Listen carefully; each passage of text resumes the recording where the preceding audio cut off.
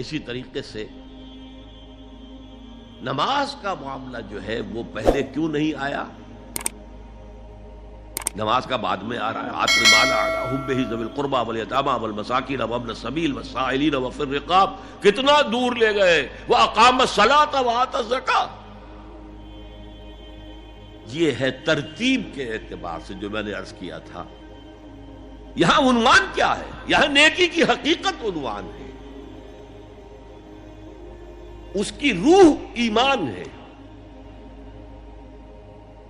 اور اس کا ظاہر اس میں سب سے پہلے انسانی ہمدردی، اور اس ہمدردی کی بنا پر وہ مال جو بہت محبوب ہے خرچ کرنا.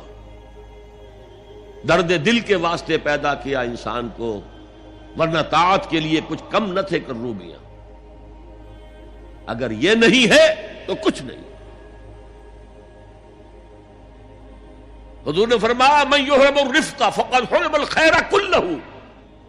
جو شخص دل کی نرمی سے محروم ہو گیا وہ کل کے کل خیر سے محروم ہو گیا. کسی کو دکھ میں دیکھو اور اس پوزیشن میں ہو کہ تم اس کا کوئی مداوع کر سکو اور نہ کرو، پھر تم چاہے مفسر ہو، محدث ہو، نیک نہیں ہو. تم عابد ہو سکتے ہو، زاہد ہو سکتے ہو، تم مفسر ہو سکتے ہو، محدث، نیک نہیں ہو سکتے. من یحرم الرفق، رفق کہتے ہیں نرمی. رفیق ہمارا ساتھی، دمساز. ظاہر بات ہے آپ کو دکھ ہوگا، آپ کے رفیق جو ہے اس کے اپنے دل میں محسوس کرے گا آپ کے درد. ہم درد کسے کہتے ہیں؟ ہم درد، ان کا درد مشترک ہے. ہم عصر، ایک زمانے کے لوگ، ہم جماعت، ایک جماعت میں پڑھنے والے. ہم درد،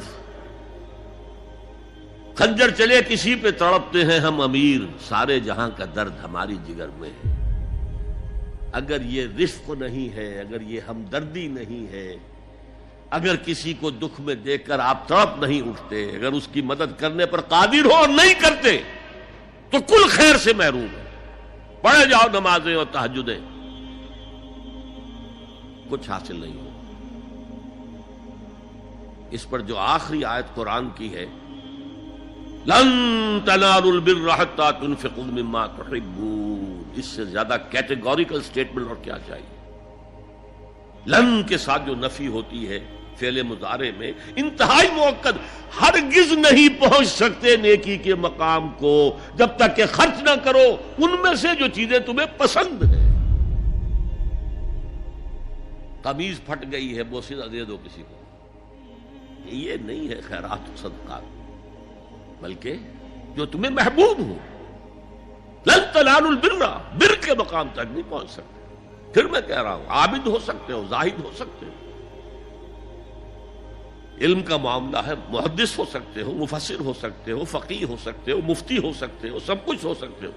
قرآن مجید کی روح سے نیک نہیں کہلا سکتے. وَآتَ الْمَالَ عَلَى حُبِّهِ. اب اس میں جو ترتیب میں نے کہا تھا، الْأَقْرَبُ فَالْأَقْرَبُ، الْأَقْرَبُ فَالْأَقْرَبُ، سب سے پہلے ذوی القربیٰ.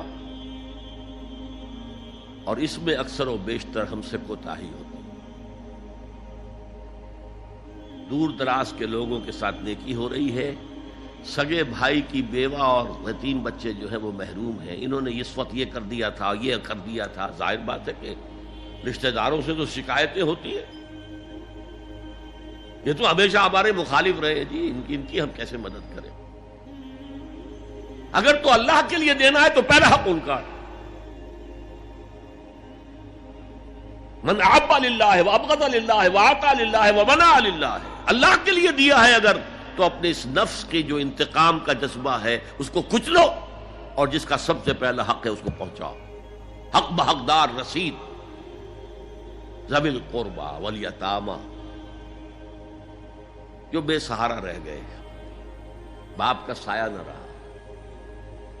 والمساکین، مساکین کسے کہتے ہیں؟ مسکنت کہتے ہیں کم ہمتی.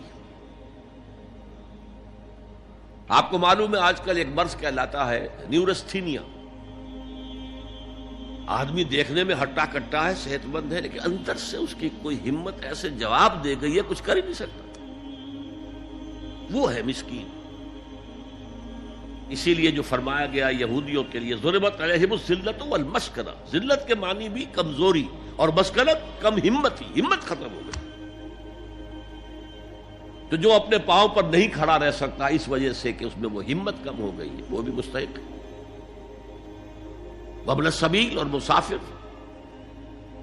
پرانے زمانے میں آپ کو معلوم ہے نہ سرائے تھیں، نہ کچھ اور تھا، نہ ہوٹل تھے. پھر اگر کہیں راستے میں چوری ہو گئی، ڈاکہ پڑ گیا، تو آدمی جو ہے گھر میں خود ہے، کفیل ہے، اچھا ہے. اس وقت کی حالت ایسی ہو گئی. ہمارے ہاں بیگرز نے اسی کو ایک بہت بڑا بہانہ بنایا ہوا، جی میں آیا تھا وہاں سے اور یہاں سے اور میری جیب کٹ گئی، سب کچھ چلا گیا، اب مجھے واپس جانے کے لیے کرایہ چاہیے. اکثر و بیشتر جھوٹے کیسز ہوتے ہیں. اگر آپ کسی کو پکڑ لیں اور ساتھ لے کر کہیں تحقیق کراؤ تو وہ بھاگ جائے گا، پھر نہیں آئے گا اس مسجد میں. لیکن یہ کہ ابن السبیل یہ بھی ایک کھاتا ہے. والسائلین یہ ذرا تفصیل طلب معاملہ ہے. اسلام کی تعلیم بڑی متوازن ہے. ایک طرف سوال کی مذمت ہے، مت اپنا دستے سوال دراز کرو کسی کے سامنے.